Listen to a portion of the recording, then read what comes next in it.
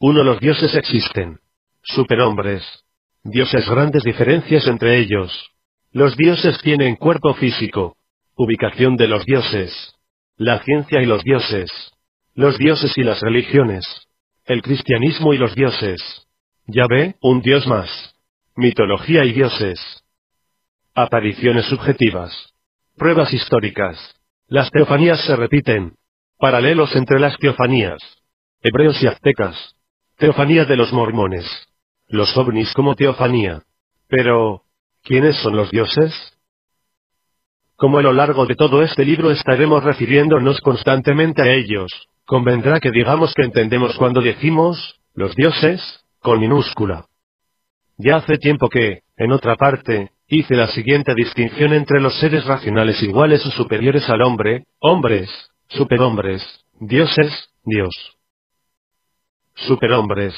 Los superhombres son, fundamentalmente, hombres como nosotros, pero preparados para cumplir una gran misión, y por eso están dotados de excepcionales cualidades que los habilitan para cumplir esa misión. Algunos de ellos ya vienen preparados desde su nacimiento y otros adquieren esas cualidades en un momento de su vida, cuando son seleccionados por alguno de los dioses, de los que hablaremos enseguida. Los fundadores de las grandes religiones suelen ser superhombres. El que en nuestros días quiera ver a un superhombre y convencerse de los increíbles poderes de que suelen estar dotados, que vaya en la India, a una pequeña ciudad llamada Puttaparthi, cerca de Bangalore y de Hyderabad, capital del estado, y que trate de ver lo más de cerca posible a un tal Satya Sai Baba. Digo lo más de cerca posible, porque no será raro que cuando llegue a Prasanthi Nilayam, el lugar templo en que él reside, se encuentre con varios miles, cuando no cientos de miles, de devotos suyos que le impedirán toda aproximación física al superhombre. Zoroastro, Buda, Mahoma, Moisés, Confucio, Lao Tse, etc., pertenecieron a esta clase de seres. Y antes de dejar el tema de los superhombres, sobre el que hemos de volver en repetidas ocasiones a lo largo de estas páginas, tendremos que dejar bien claro que estos seres humanos excepcionales, por muy grandes que sean sus poderes, no son sino instrumentos de los que los dioses se valen para lograr sus deseos en la sociedad humana y en general en nuestro planeta, que no es tan nuestro como nos habíamos imaginado. Unos deseos que, hoy por hoy, el cerebro humano no logra descifrar y que probablemente permanecerán totalmente indescifrables para nosotros mientras nuestra inteligencia no dé un paso drástico en su evolución. Tal como he dicho, los superhombres son fundamentalmente hombres, bien por su manera de aparecer en este mundo, bien por su constitución física, o bien por su muerte más o menos similar a la de los demás hombres. Sin embargo, es de notar que con frecuencia algunos de ellos, en su proceso de utilización por parte de los dioses, se han apartado considerablemente en algunos aspectos de su vida, de lo que es normal en los demás hombres. Tal podría ser el caso de Krishna, de Viracocha, de Quetzalcóatl y del mismo Jesucristo. Dan la impresión de haber participado en alguna manera, de la naturaleza de los dioses, como si fuesen una especie de híbrido de Dios y hombre, o como si fuesen dioses especialmente preparados para desempeñar una misión en este planeta. Dioses. Los dioses, en cambio, no son hombres. Algunos de ellos tienen el poder de manifestarse como tales, y de hecho lo han hecho en infinitas ocasiones, y hasta convivir íntimamente con nosotros cuando esto les conviene para sus enigmáticos propósitos, pero en cuanto cumplen su misión o en cuanto logran lo que desean, se vuelven a su plano existencial en el que se desenvuelven de una manera mucho más natural y de acuerdo a sus cualidades psíquicas y electromagnéticas. Pero los dioses no son hombres, y en una de las pocas cosas en que coinciden con nosotros es en el ser inteligentes, aunque sus conocimientos y su inteligencia superen en mucho la nuestra. De su inteligencia hablaremos más en detalle posteriormente. Grandes diferencias entre ellos. Aunque sobre esto hemos de volver en varias partes del libro, sin embargo conviene dejarlo bien claro desde ahora, entre los dioses hay muchas más diferencias de las que hay entre los hombres. Estas diferencias son de todo tipo, y no solo se refieren a su entidad física en su estado natural, sino a la manera que tienen de manifestársenos, a su mayor o menor capacidad para manipular la materia y para hacer incursiones en nuestro mundo, a su grado de evolución mental y por lo tanto tecnológica, y hasta, en cierta manera, a su grado de evolución moral, siendo, al parecer, algunos de ellos mucho más cuidadosos en no interferir indebidamente en nuestro mundo y hasta en no interferir en modo alguno. Difieren entre ellos también en su origen, pudiendo ser algunos de ellos de fuera de este planeta, aunque me inclino a pensar que los que más interfieren en la vida y en la historia de la humanidad, son de este mismo planeta que nosotros habitamos, como más tarde veremos. Difieren también, tanto en las causas por las que se manifiestan entre nosotros, como en los fines que tienen cuando lo hacen. Estas grandes diferencias entre ellos, no provienen, tal como sucede entre los hombres, de pertenecer a razas, patrias, religiones, culturas, o clases sociales diferentes, o por hablar distintos idiomas. La causa de las diferencias entre los dioses es mucho más profunda, pues mientras los hombres, por muchas que sean las diferencias, todos somos igualmente seres humanos y pertenecemos a la misma humanidad, los dioses no pertenecen a la misma clase genérica de seres, y entre algunos de ellos es muy posible que haya tanta diferencia como hay entre nosotros y un mamífero desarrollado. Y también es muy posible que haya menos diferencia entre nosotros y algunos de ellos, que entre algunos de ellos entre sí. Por las noticias que tenemos, recibidas de ellos mismos, que nunca son del todo fiables, muchos de ellos desconocen por completo a otros que se han encontrado en sus incursiones en nuestro nivel de existencia, dándose únicamente cuenta de que no pertenecen al mundo humano. Si hemos de creer lo que nos han dicho, no solo tienen una desconfianza mutua, sino que en algunas ocasiones hemos sabido de antipatías manifiestas entre ellos y hasta de batallas declaradas. Un ejemplo típico de este antagonismo y hasta de estas batallas, lo tenemos en la rebelión que, según la teología cristiana, Luzbel organizó con muchos de sus seguidores, contra Yahvé. Los creyentes que admiten al pie de la letra las enseñanzas clásicas de la Iglesia, y que creen a pies juntillas que esa es la única y total explicación de los orígenes de la existencia del hombre sobre la tierra y de sus relaciones con Dios, deberían saber que todas las grandes religiones nos hablan de parecidas batallas entre sus dioses, o entre un dios principal y los dioses menores.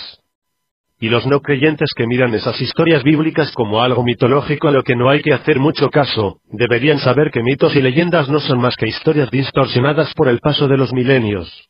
Y deberían saber que esas batallas entre dioses que aparecen en todos los libros más antiguos de la humanidad, es decir, en las historias sagradas, de todas las religiones, se siguen repitiendo hoy delante de nuestros ojos, tal como más adelante veremos. Digamos por fin, que estas grandes diferencias entre los dioses se traducen en su diversísimo comportamiento en nuestro mundo y en sus relaciones con nosotros que varían enormemente de un caso a otro, y que, debido precisamente a esa gran variedad, nos tienen todavía hoy perplejos acerca de qué es lo que en realidad quieren. Los dioses tienen cuerpo físico. Aunque la entidad física de los dioses es diferente de la nuestra, sin embargo podemos decir que los dioses tienen algún tipo de cuerpo o algún tipo de entidad física. Y aquí tendremos que hacer un pequeño paréntesis para explicar que en el cosmos, todo, hasta lo que infantilmente llamamos espiritual, es en cierta manera físico, al igual que todo lo físico está de alguna manera impregnado de espíritu. Physis es una palabra griega que significa naturaleza, y en este sentido podemos decir que todo lo que es natural, o pertenece al orden natural, es físico, y los dioses no pertenecen al orden sobrenatural, tal como este ha sido definido siempre por los teólogos. Para entender las entidades físicas de los dioses, y de otras muchas criaturas no humanas, no tenemos más remedio que acudir a la física atómica y subatómica. El cuerpo de los dioses es electromagnético y está hecho de ondas. Y el que encuentre este lenguaje sospechoso, debería saber que el cuerpo humano, en último término, está hecho también de ondas y nada más que de ondas, porque eso es en definitiva toda la materia. Y esta es la gran maravilla y el gran secreto de todo el universo. Y este es el hecho físico, por encima de todos los sentimentalismos y de todas las concepciones dogmáticas y místicas, que más nos acerca a la ininteligible entidad que ha hecho el cosmos. La materia del cuerpo de los dioses, siendo en el fondo lo mismo que la nuestra, está estructurada en una forma mucho más sutil, lo mismo que la materia que compone el aire está en una forma mucho más sutil que la que compone un lingote de acero, aunque en último término las dos sean exactamente iguales. Los dioses superiores, a diferencia de nosotros, tienen la capacidad de manejar y dominar su propia materia, adoptando formas más o menos sutiles y haciéndolas más o menos asequibles a la captación por nuestros sentidos, cuando así lo desean. Ubicación de los dioses. Otra de las cosas en que muchos de ellos coinciden con nosotros, es en su ubicación en el universo, pues si bien su nivel de existencia, o como los esotéricos dicen hace muchos años, su nivel vibracional, no coincide con el nuestro. Sin embargo, para muchos de ellos, nuestro planeta es también su planeta. Preguntar dónde viven exactamente, sería un poco ingenuo. Su ubicación obedece a leyes físicas diferentes a las que nosotros conocemos, porque las ideas que los hombres tenemos del espacio y del tiempo son completamente rudimentarias. Muchos de ellos pueden vivir, y de hecho viven, aquí y entre nosotros, y sin embargo no ser detectados normalmente por nuestros sentidos. Nuestros sentidos captan solo una pequeña parte de la realidad circundante. El aire, con ser un cuerpo físico con una realidad semejante a la de una piedra, es completamente invisible para nuestro ojo. Muchos sonidos y muchísimos olores que nuestros sentidos no captan en absoluto, son el mundo normal en que se desenvuelven los sentidos de los animales. Las ondas de televisión que inundan nuestras casas, únicamente son visibles por nosotros mediante el uso de un aparato. No tendremos por tanto que extrañarnos de la invisibilidad de los dioses. En el mundo paranormal hay una casuística abundantísima para reforzar esta tesis. Aparte de esto, en el irrebatible campo de la fotografía, hay casos en que una foto normalmente desarrollada no acusa la presencia de objetos que solo pudieron ser descubiertos cuando los negativos fueron quemados por la vil mano del fotógrafo. En algún libro mío he publicado pruebas gráficas de esto. De lo dicho anteriormente podemos deducir que no necesitan un suelo para sostenerse ni un aire que respirar y por lo tanto no tienen necesidad de estar en ninguno de los lugares del planeta en que los hombres estamos, con nuestra materia y con nuestras cualidades físicas específicas. Por otro lado, creo que no hay más remedio que admitir que algunos o quizás muchos de ellos procedan de otras partes del universo, siendo nuestro planeta solamente un lugar de paso o una residencia temporal, lo cual explicaría, por lo menos en parte, la falta de continuidad en muchas de sus actividades en nuestro planeta, y en concreto las grandes variaciones que vemos en sus intervenciones en la historia humana. La ciencia y los dioses.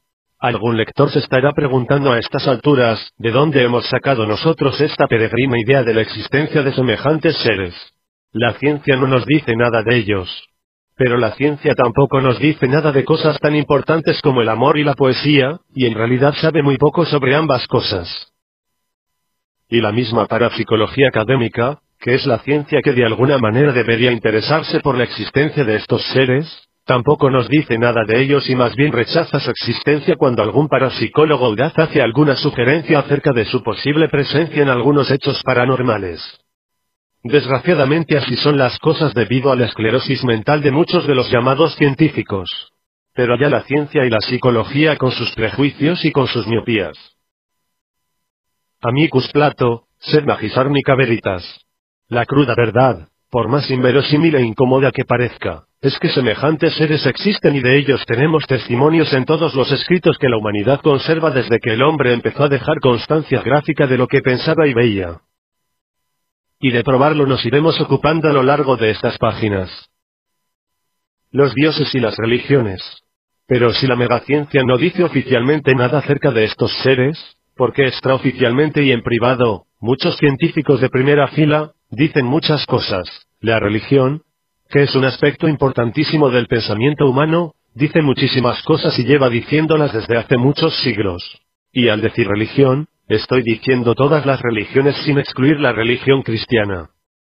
En la mayoría de las religiones a estos seres se les llama espíritus, de una manera general, aunque tengan variadísimos nombres, dependiendo de las diferentes religiones y dependiendo de los diferentes espíritus. Porque hay que tener presente que todas las religiones conocen las grandes diferencias que hay entre estos espíritus. Los griegos y romanos eran los que en cuanto a nomenclatura, más se acercaban a la realidad y les llamaban simplemente dioses, aunque reconocían que eran espíritus que podían adoptar formas corporales cuando les convenía y aunque por otra parte reconocían también a toda una serie de deidades o espíritus inferiores que estaban supeditados a estos dioses mayores. El cristianismo y los dioses.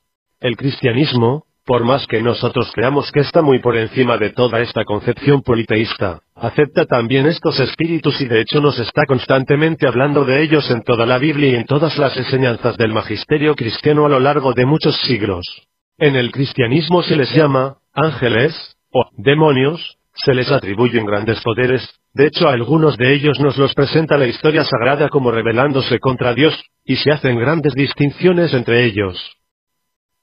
recordemos sino la gradación que hay entre las diversas categorías de ángeles, arcángeles, ángeles, tronos, dominaciones, potestades, querubines, serafines. Todos estos nombres son una prueba de que la Iglesia tiene una idea muy concreta y muy definida de ellos. Y lo más curioso es que en la Biblia, al mismísimo Yahvé, en alguna ocasión, también se le llama ángel.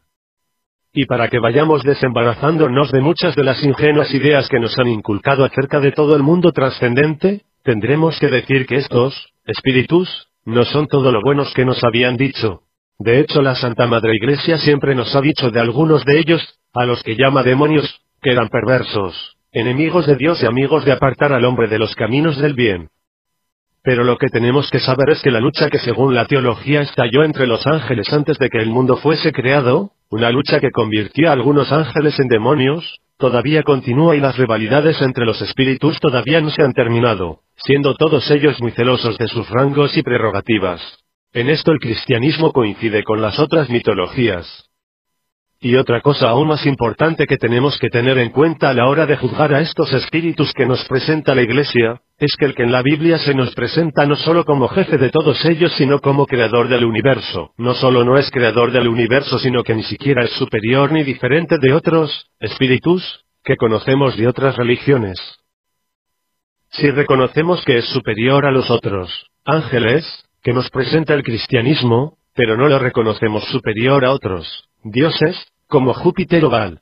En la misma Biblia tenemos pruebas de esto, si nos atenemos a lo que en ella leemos, y no le damos interpretaciones retorcidas contrarias a la letra del texto. Ya me he hecho eco de esto en varios otros lugares y he citado este curiosísimo texto de la Biblia que, muy extrañamente, los exegetas pasan por alto sin apenas dignarse a hacer ningún comentario acerca de él. Tomará Aarón 2 machos cabríos y echará suertes sobre ellos, una suerte por Yahvé y una suerte por Azazel. Y hará traer a Aarón el macho cabrío que le haya correspondido a Yahvé y lo degollará como expiación. Pero el macho cabrío que le haya correspondido a Azazel, lo soltará vivo en el desierto después de presentarlo ante Yahvé. Lev. 16, 5-10. Yahvé, un Dios más. Yahvé, a pesar de que se presenta como el Dios supremo y único, reconoce la existencia de Azazel, que según una nota de la Biblia de Jerusalén, era el espíritu maligno que dominaba aquellas regiones desérticas, y no solo eso, sino que le reconoce sus derechos y no quiere buscarse problemas con él, siendo esa la razón de que le ordene a Aarón que suelte vivo el macho cabrío que le haya tocado en suerte a Azazel, para que éste haga con él lo que le plazca. De no ser Yahvé un ser de la misma categoría que Azazel, no hay razón ninguna para explicarse su extraña conducta. Más adelante, cuando le echemos una mirada más de cerca al Yahvé del Pentateuco, nos convenceremos de que, poco más o menos, es como los dioses de las demás religiones, que se manifestaban a los diferentes pueblos para dirigirlos y protegerlos. En esta lucha que los ángeles tuvieron entre sí y que la teología nos dice que culminó en la derrota de Luzbel, el gran triunfador resultó ser Yahvé, que a lo que parece, era el supremo jefe de esta facción de ángeles que en aquel momento estaban manifestándose en nuestro planeta. Naturalmente siendo nuestra teología de acuerdo a las enseñanzas de Yahvé en el monte Sinaí, y en posteriores manifestaciones a lo largo de los siglos a diversos profetas y videntes, Luzbel tienen que aparecer como el malo y Yahvé como el bueno. Pero usando nuestra cabeza, tal como hacemos para juzgar los hechos de la historia, en donde vemos que los vencedores describen todos los hechos en su favor y presentan a los vencidos como malos y perversos, podemos llegar a la conclusión de que no hay mucha diferencia entre estos dos personajes. Y si Luzbel se comporta como se comportan los hombres, y muy probablemente se comporta de una manera parecida, es muy lógico que trate de tomar venganza de su vencedor y la mejor manera de hacerlo es tratando de restarle súbditos y de deshacer toda la obra que aquel haya pretendido hacer entre los hombres. Mitología y dioses. Las abundantes y diversísimas mitologías de todos los pueblos que antaño se nos presentaron como fruto de la imaginación semi-infantil de los pueblos primitivos, poco a poco han ido ganando valor en los tiempos actuales, pues vemos en ellas ni más ni menos que el recuerdo, deformado por los siglos, de hechos sucedidos hace muchos miles de años. Los antropólogos las estudian y las conocen muy bien, pero las enfocan desde un punto de vista prejuiciado, para explicar sus teorías. El estudioso de la nueva teología cósmica las estudia desde otro punto de vista completamente diferente y mucho más abarcador, sin dejarse atrapar ni por las teorías concebidas a priori de los antropólogos, ni por los dogmas obcecantes de cualquiera de las religiones que tienen aprisionadas las mentes de casi todos los habitantes de este planeta. Los estudiosos de esta nueva teología tratan de esclarecer y corroborar estas mitologías cotejándolas con otros hechos con los que nos encontramos en la historia y con multitud de fenómenos con los que nos encontramos hoy día. Lo que el estudio de estas mitologías va dando de sí, es que en la antigüedad remota y no tan remota, y muy pronto veremos que en nuestros mismos tiempos, seres que se decían celestiales, se les manifestaban a los asombrados habitantes de este planeta y les decían que ellos eran dioses, todopoderosos o, más audazmente, el Dios creador de todo el universo. Los primitivos terrícolas, con unos conocimientos muy rudimentarios de la naturaleza, asombrados, por una parte, ante la belleza de lo que contemplaban, y aterrorizados por otra, no dudaban un momento de que estaban realmente ante los señores del universo y rendían sus mentes sin dudar, poniéndose incondicionalmente a su servicio. Si esto hubiese sucedido con un solo pueblo, hubiésemos podido achacarlo a una variedad de causas, pero lo cierto es que este fenómeno de la manifestación de un Dios se ha dado en prácticamente todos los pueblos de los que tenemos historia escrita. Colectivamente hablando, el fenómeno de la manifestación de un Dios, y hablando individualmente, el fenómeno de la aparición o iluminación, son hechos que se han estado repitiendo constantemente en todas las latitudes, en todas las culturas y en todas las épocas a lo largo de los siglos. Más tarde, cuando describamos más a fondo la manera que los dioses tienen de comunicarse con los hombres, hablaremos en concreto de estos fenómenos. Pero tenemos que dejar sentado como un hecho histórico incuestionable, que absolutamente todos los pueblos sin excepción, han obedecido y adorado a algún Dios, del que decían que, de una manera u otra, se había manifestado y comunicado con sus antepasados a los que había instruido en muchas cosas, frecuentemente en cómo curar las enfermedades o en otros secretos de la naturaleza, habiéndoles prometido protección si eran fieles a lo que él les dijese, o más en concreto, si seguían las normas de vida que él les dictaba. ¿Apariciones subjetivas? Naturalmente aquí cabe discutir si estas creencias de todos los pueblos se debían a apariciones objetivas de estos seres celestiales, o eran sencillamente una creación subjetiva debida a la religiosidad innata de los hombres de todos los tiempos. La ciencia oficial con psicólogos y psiquiatras al frente, nos dirá indefectiblemente que estas creencias se debían a esto último, y que tales apariciones o manifestaciones objetivas nunca tuvieron lugar. Contrarios a ellos tenemos a los fanáticos religiosos, o simplemente a los creyentes fervorosos, que defienden, si hace falta con sus vidas, que la realidad objetiva de las apariciones y manifestaciones divinas de que les habla su santa religión, es incuestionable. ¿Quién está en la verdad? Como muy bien sabe el lector, la verdad total no es patrimonio de nadie, y en este caso concreto sí sucede exactamente. La ciencia tiene mucho derecho para decir que en infinidad de ocasiones lo que se presenta como visión es una pura alucinación, fruto de un psiquismo enfermizo, y que lo que se presenta como milagro, es decir, como una prueba de la presencia inmediata o cuasi inmediata de Dios, no es más que el uso consciente o inconsciente por parte del taumaturgo, de una ley desconocida de la naturaleza. Hasta aquí la parte de razón que tiene la ciencia oficial, que no es poca. Pero los religiosos también tienen su parte de razón. Su pecado consiste en distorsionar los hechos y en desorbitarlos, convirtiendo en verdades absolutas o universales lo que únicamente son fenómenos relativos, locales y temporales. En muchísimas ocasiones, el hecho de la visión o de la aparición ha sucedido objetivamente, pero no ha sido precisamente lo que los videntes han creído que era, o más exactamente, lo que les han hecho creer que era. Aquí es donde entra en juego la acción engañosa de los dioses. Esta acción deceptoria no solo actúa inmediatamente y a corto plazo sobre los videntes y sus contemporáneos, sino que se extiende muchos años después, hasta los mismos científicos y la sociedad humana en general, haciéndoles creer que tales visiones son cosas puramente subjetivas, mitológicas, y totalmente carentes de realidad.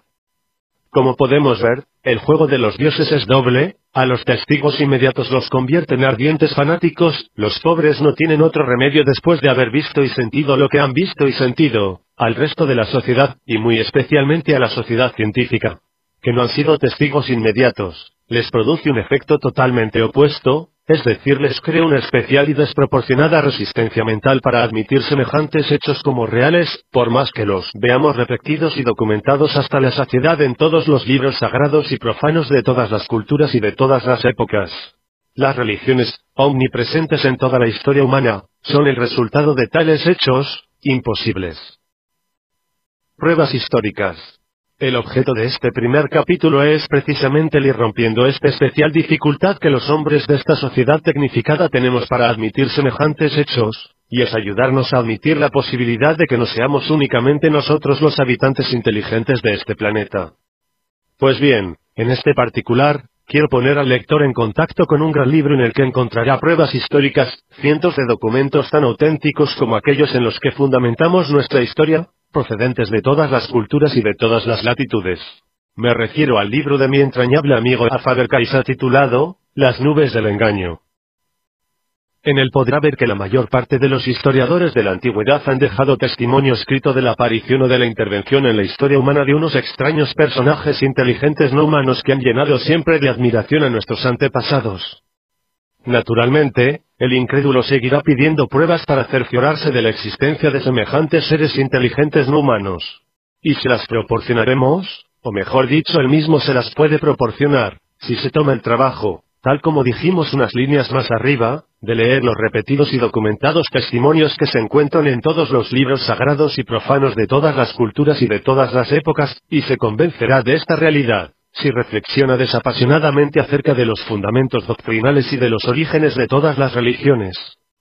Tomemos por ejemplo los orígenes del cristianismo y despojémonos por unos instantes de nuestros sentimientos hacia él, ya que si no lo hacemos así, el afecto que sentimos hacia las creencias propias y de nuestros padres, nos impedirá examinarlas desapasionada y racionalmente.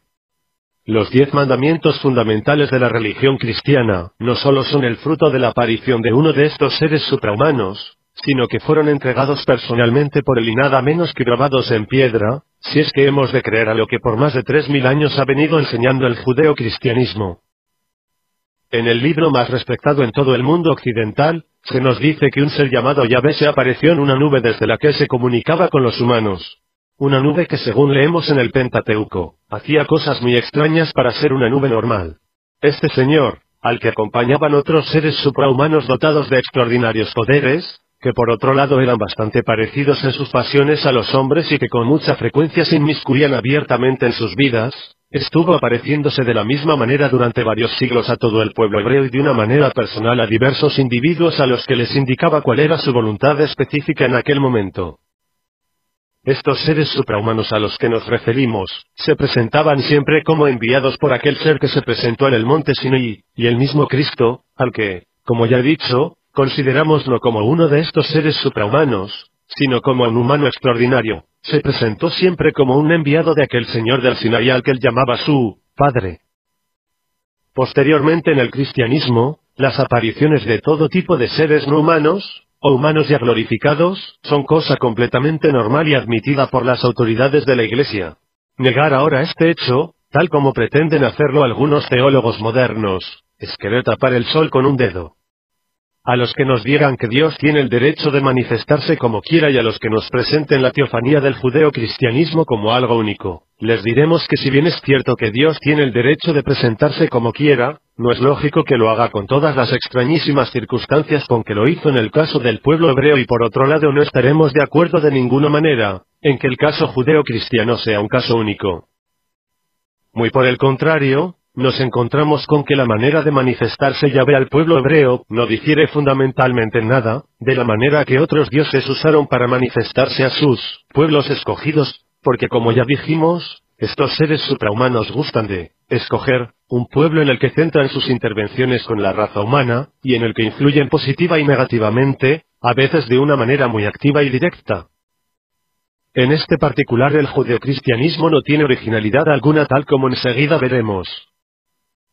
Lo que sucede es que los cristianos, al igual que los fieles creyentes de otras religiones, concentrados en el estudio y en el cumplimiento de sus dogmas y ritos, y aislados por sus líderes religiosos de las creencias y ritos de otros pueblos, han ignorado y continúan ignorando hechos históricos que por sí solos son capaces de sembrar grandes dudas sobre la originalidad y la validez de las propias creencias religiosas.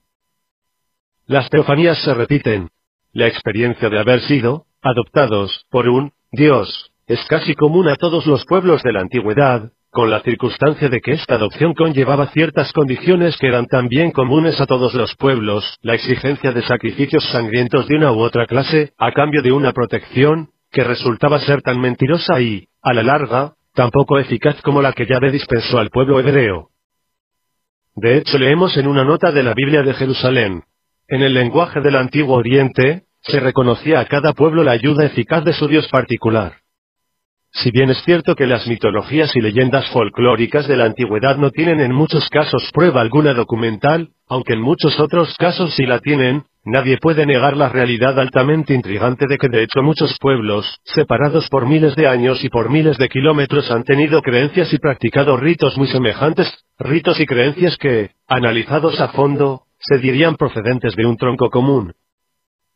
Con la peculiaridad de que muchos de estos ritos y creencias son bastante antinaturales e ilógicos, pudiendo uno llegar a la conclusión de que no brotaron espontáneamente de la mente de los humanos como una ofrenda a sus dioses protectores, sino que les fueron impuestos a los terrícolas por alguien que, a lo largo de los siglos, ha conservado los mismos gustos retorcidos, contradictorios y en muchos casos crueles, milenios.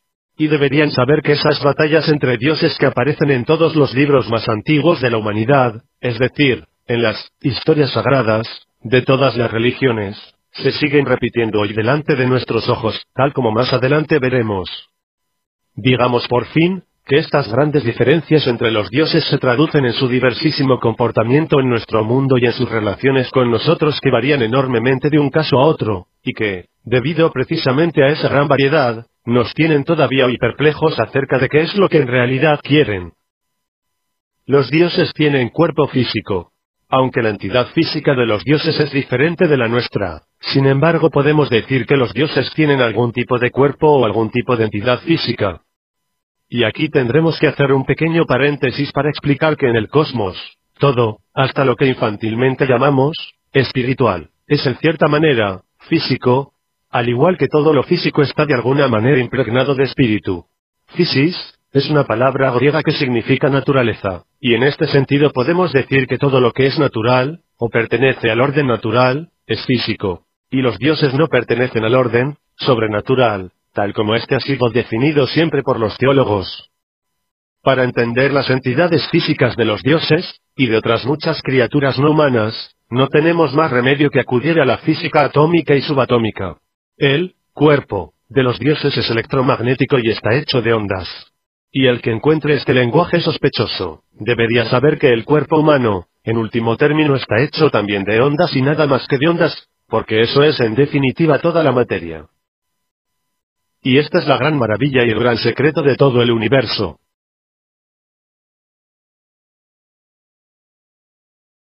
1. Los dioses existen. Superhombres. Dioses, grandes diferencias entre ellos. Los dioses tienen cuerpo físico. Ubicación de los dioses. La ciencia y los dioses. Los dioses y las religiones. El cristianismo y los dioses. Yahvé, un dios más. Mitología y dioses. Apariciones subjetivas. Pruebas históricas. Las teofanías se repiten. Paralelos entre las teofanías. Hebreos y aztecas. Teofanía de los mormones. Los ovnis como teofanía. Pero, ¿quiénes son los dioses? Como a lo largo de todo este libro estaremos refiriéndonos constantemente a ellos, convendrá que digamos que entendemos cuando decimos, los dioses, con minúscula. Ya hace tiempo que, en otra parte, hice la siguiente distinción entre los seres racionales iguales o superiores al hombre, hombres, superhombres, dioses, Dios. Superhombres.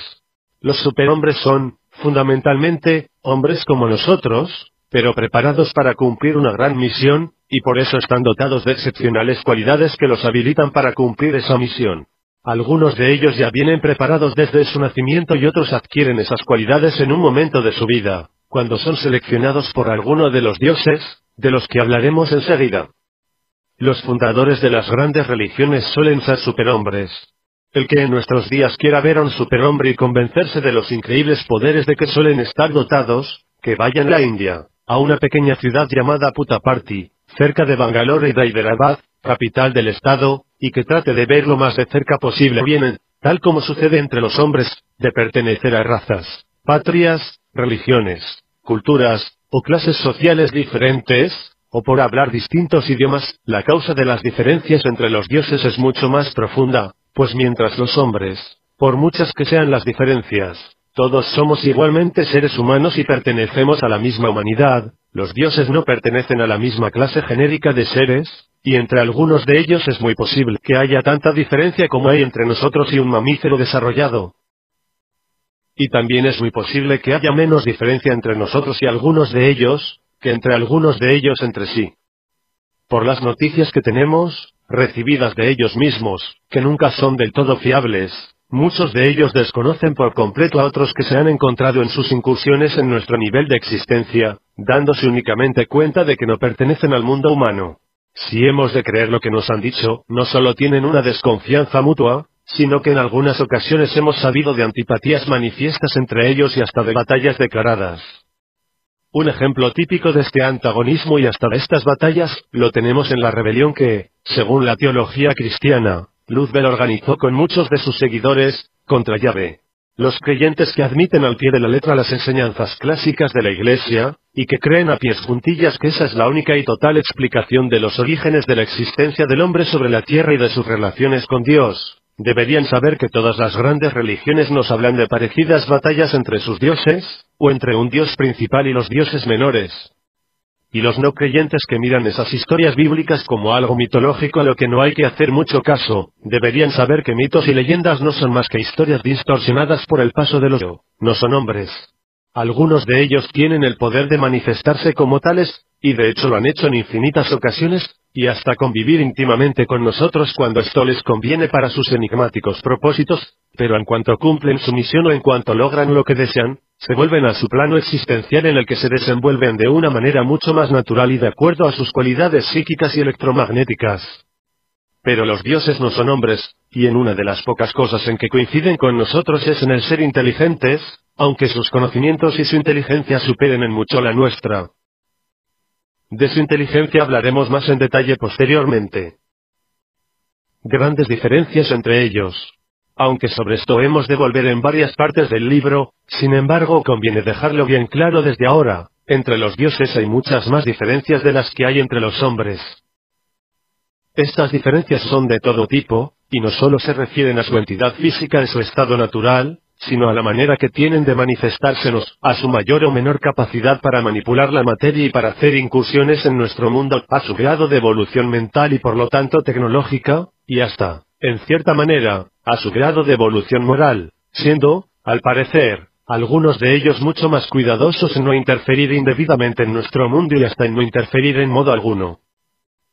Difieren entre ellos también en su origen, pudiendo ser algunos de ellos de fuera de este planeta, aunque me inclino a pensar que los que más interfieren en la vida y en la historia de la humanidad, son de este mismo planeta que nosotros habitamos, como más tarde veremos. Difieren también, tanto en las causas por las que se manifiestan entre nosotros, como en los fines que tienen cuando lo hacen. Estas grandes diferencias entre ellos, no pregunta el Satya Sai Baba. Digo lo más de cerca posible, porque no será raro que cuando llegue a Prasantinilayam, el lugar templo en que él reside, se encuentre con varios miles, cuando no cientos de miles, de devotos suyos que le impedirán toda aproximación física al superhombre. Zoroastro, Buda, Mahoma, Moisés, Confucio, Lao Tse, etc., pertenecieron a esta clase de seres. Y antes de dejar el tema de los superhombres, sobre el que hemos de volver en repetidas ocasiones a lo largo de estas páginas, tendremos que dejar bien claro que estos seres humanos excepcionales, por muy grandes que sean sus poderes, no son sino instrumentos de los que los dioses se valen para lograr sus deseos en la sociedad humana y en general en nuestro planeta, que no es tan nuestro como nos habíamos imaginado. Unos deseos que, hoy por hoy, el cerebro humano no logra descifrar y que probablemente permanecerán totalmente indescifrables para nosotros mientras nuestra inteligencia no dé un paso drástico en su evolución. Tal como he dicho, los superhombres son fundamentalmente hombres, bien por su manera de aparecer en este mundo, bien por su constitución física, o bien por su muerte más o menos similar a la de los demás hombres. Sin embargo, es de notar que con frecuencia algunos de ellos, en su proceso de utilización por parte de los dioses, se han apartado considerablemente en algunos aspectos de su vida, de lo que es normal en los demás hombres. Tal podría ser el caso de Krishna, de Viracocha, de Quetzalcóatl y del mismo Jesucristo. Dan la impresión de haber participado en alguna manera, de la naturaleza de los dioses, como si fuesen una especie de híbrido de Dios y hombre, o como si fuesen dioses especialmente preparados para desempeñar una misión en este planeta. Dioses. Los dioses, en cambio,